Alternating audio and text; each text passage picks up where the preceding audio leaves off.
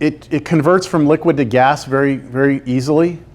So if you put it under high pressure, I'm trying to remember how this works, hold on. Let me do it this way. The Freon's in here, right, as a liquid, okay?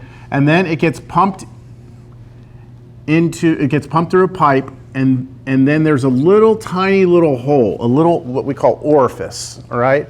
That's within the pipe. And so you're trying to pump this Freon in here, and all that Freon's trying to get through that little tiny hole. So on this side, over here, on this side, your pressure is really high because you're trying to force all this Freon through this tiny hole. Now it gets through there, and when it gets through, it gets sprayed out the other side. It comes out like a gas. Now everything is in a sealed, all this is in a sealed unit, okay? It's a sealed unit, so the volume never changes, okay? The volume always stays the same. So what happens is your pressure, really high pressure on this side, it gets through the other side, and now the pressure drops, okay? The pressure drops. So what happens if your pressure drops and your volume stays the same? Your temperature has to drop. So what comes out over here is super frickin' cold, really cold gas, all right?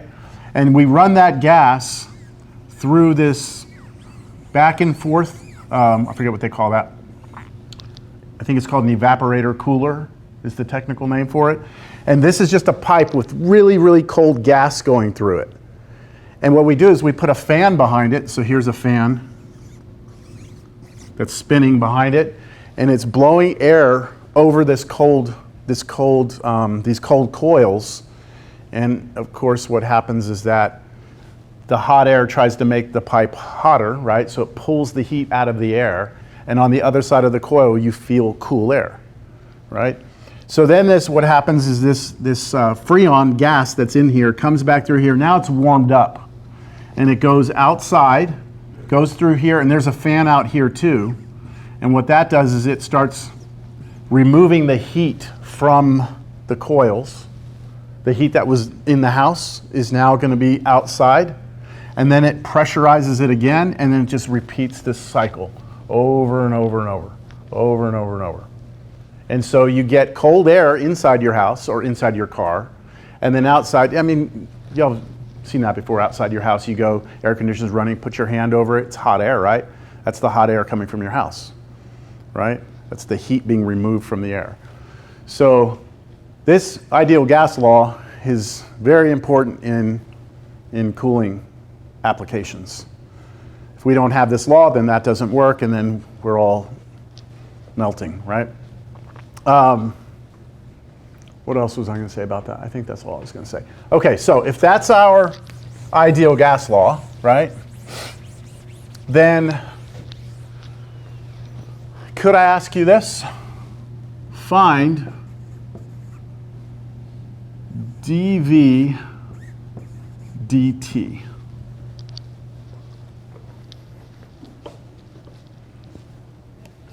So what I'm asking you to think about is this. If I make a small change in the temperature, how is that going to impact the volume, right? According to this gas law. I could have done dP dt. I could have said, if I change the temperature, how does that impact the pressure, right?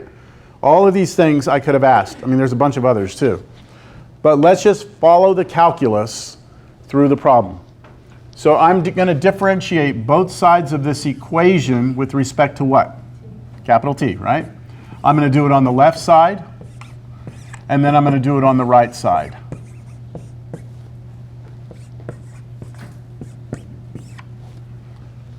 On the left side,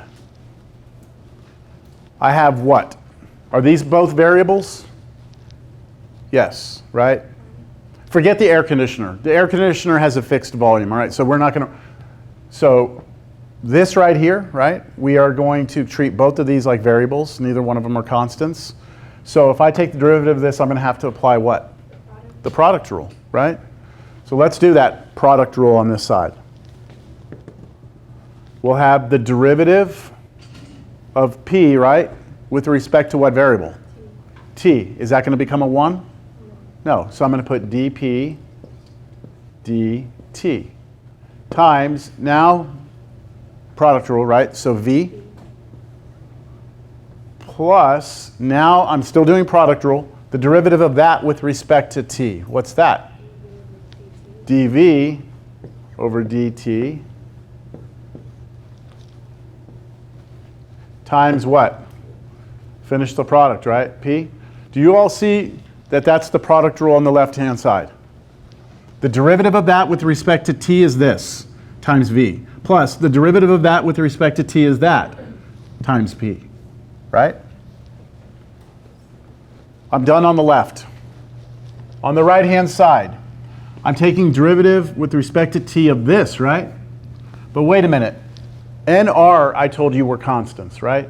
Number of moles, gas constant, something like that. So those I can ignore, because remember, if we take derivative, if the constant is attached to the variable or to the function, it just comes for the ride, doesn't it?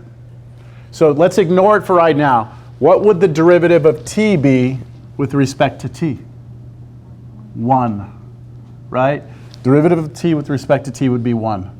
So I just have the constants times 1 on the right-hand side. That's it, NR. Now, what did I ask us to find? This. And there it is. Could you isolate that, get that by itself on one side of the equation? Yes. This is the next, I'm starting to get us ready for the next section. The next section is called related rates, and we're going to do it after spring break. We'll start it on Thursday, okay? But it's just going to be an introduction, right? Because we have next week, then there's spring break. So we take our test on Tuesday. We come back Thursday. I'm going to talk about these related rates. You're going to go on spring break. You're going to forget everything I said. Then you're going to come back, and I'm going to have to say it again, right? So the idea in the next section, related rates, is that there is a way, whenever we're given an equation, there is a way that we can find a relationship between the rates of changes of things. Notice this equation right here. This is a rate of change, isn't it? It's the rate at which the pressure changes with respect to the temperature. This is the rate at which the volume changes with respect to temperature. And somehow I've related those two rates, these are both rates of change, I've related them together in some sort of equation. And we can do that for any equation that exists on the planet, all right? Any equation. You could do this for the area of a triangle. Area is 1/2 base times height, right? So if I asked you, what's dA dH, then I'm saying if I change the h a little bit, how is that going to impact the area, right? I could ask that question. And the way you figure that out is you differentiate this using your rules. So the left side would just be a regular derivative right there. The right side would require a product rule because I have two variables. And we did it for anything, which is a big deal because that means calculus is applicable to everything, right? Which is what we want it to be. Okay, I have about 10, 12 minutes. Do you want to talk test a little bit? I would say for homework, okay, if you want to prepare for the exam, what did I ask y'all to do last time? 3 through 9 or 3 through 7? 3, 5, 7, 9? I would say to get ready for the exam, page 1, well, it's section 2.6. I would say try to do 3 through, I don't know, go for it. 3 through 15? 3 through 15 all? And I would say for those practicing getting ready for the exam, I would say just see if you can do that first step where you take the derivative. Don't worry about trying to solve for dy dx. Okay, I sent you all a review, yes? Let me see if I can bring that up.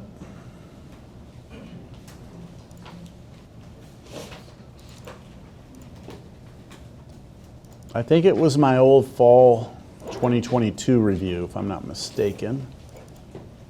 Does that look familiar? Oh, well.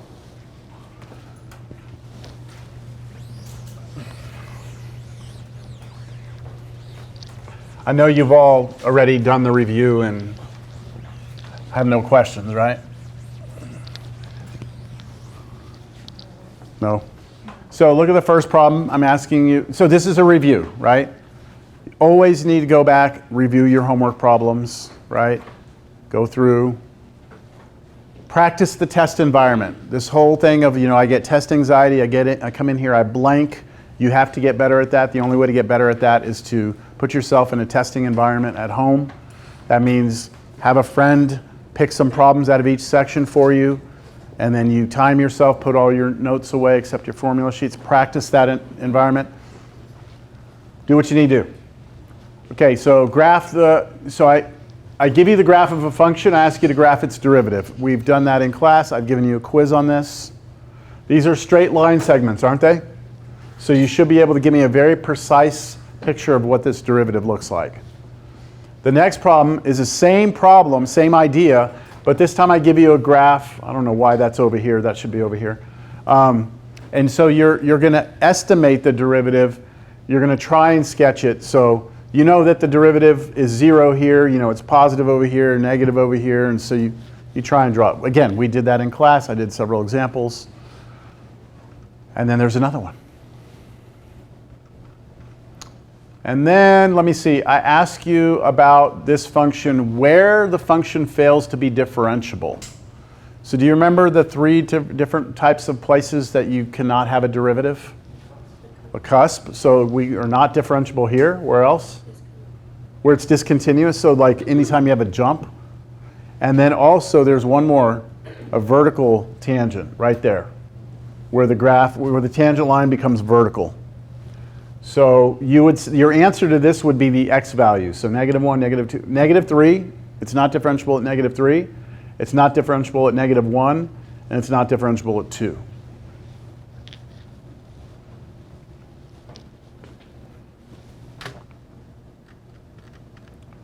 All right, I don't think I'm going to give you I'm probably going to give you one problem on this. I gave you 3 on the review to just practice, to give you kind of different levels of difficulty, like easy, medium, hard, medium. These I ask you to what? Use the limit definition to find the derivative. Let me say this, because no matter how many semesters I've been doing this, and I even say it every time, if I write the limit definition, that means you have to put the limit, h goes to 0, f of, that whole thing, that's the way you have to do this. I'll have students that'll just give me the answer, 6x minus 4, which is correct, but you didn't use the limit definition, right? So then you wind up losing 10 points. Out of 10 points, you lose all 10 because you didn't even do what I asked you to do, right? Just because you got the right answer, you didn't do it the way that I wanted you to, right? So make sure that you go through these and do these, with the ugly way, right? Now the good news, you could always check your answer, right? You can check your answer. At the end, you could use your little rules and you could check to make sure you did it right. Okay, now for number 6, find the equation of the tangent line to the given curves. So the idea behind this problem is that one of the main ideas in this class is that you can find the equation of a tangent line, right? Which requires that you can calculate the derivative. So for all of these, you have to take the derivative, right? And then you have to use like the formulas and all that stuff and get the equation of the tangent line. So I'm asking you to do a lot here. And if you look at the problems, I do not tell you that you have to use a limit definition. So you can start using your rules, right? So to do this one, you do power rule, right? Do derivative of each one of these. Use your shortcuts. Here, you need to know what the derivative of tangent is. You have a formula sheet, right? Here, product rule. Here, product rule, and then that one you do separately. Here, quotient rule, right? Chain rule. Chain rule. Quotient with a product. Chain. So basically, you need to know how to do power rule, product rule, quotient rule, chain rule, and then them mixed together. So this test is about Are you ready to proceed in calculus? Do you know how to take derivatives? That's what this test is about. Oh, more. Okay, there's more. For this one, I asked for y double prime, which means I want you to take the derivative of this using your chain rule or whatever you need to do. And after you get that answer, go ahead and take the derivative again, a second time. So it's going to be a mess. Bless you. What does this mean? Take the derivative 3 times. So take derivative of that, which would require product rule. Get that answer, then differentiate that, and then differentiate that again. If you look, these problems line up with problems that have been asked in your homework. If you've been doing your homework, this is not out of the realm of what I've been asking all semester. And I know that only a few of you have actually visited me to ask me questions on anything. So, these are the expectations. But this shouldn't be surprisingly new to you. This one, here's a function. Find the second derivative, right? So take derivative. You're going to have to use chain rule. Then do the derivative again.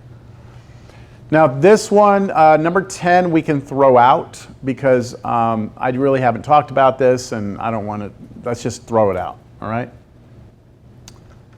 What's missing here on this review is implicit differentiation, which is what we did today and what we did the previous class.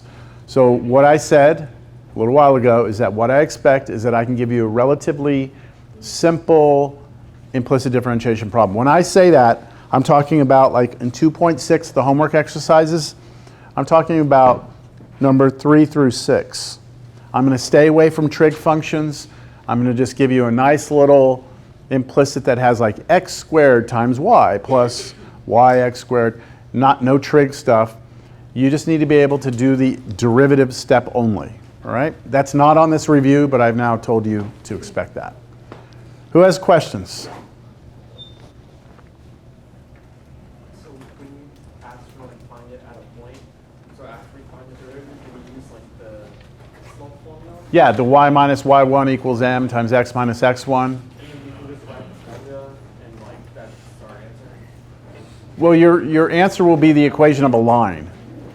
Oh, okay. Yeah. Which is When you all of these problems right here, all of these, what you're going to do is you're going to use this formula. And I've already given you the points, haven't I? All you have to do is figure out what the slope of the line is, which means you have to find, well, you tell me, what do you have to do to find that slope? What do you do? Plug your x and y value into what? To the derivative, right? So, what do you mean solve?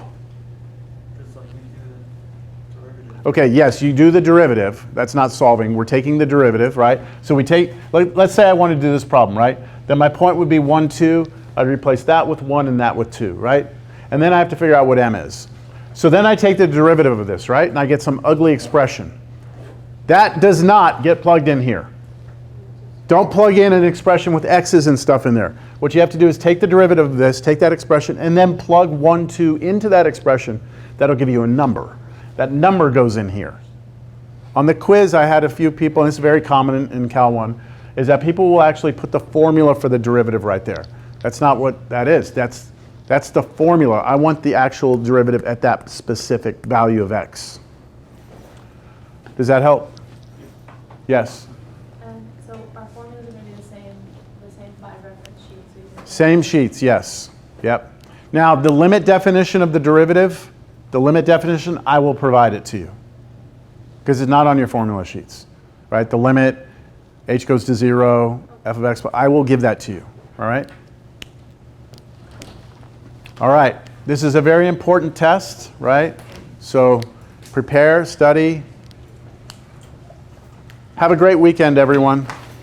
Thank you.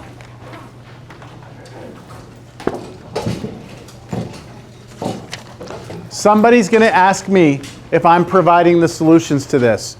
Do not count on that, okay? I may or may not, but do not count on that, all right? If you want to check anything with me, you can.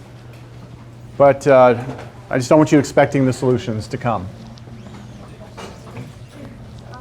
are you Let me turn off my camera real quick. On the same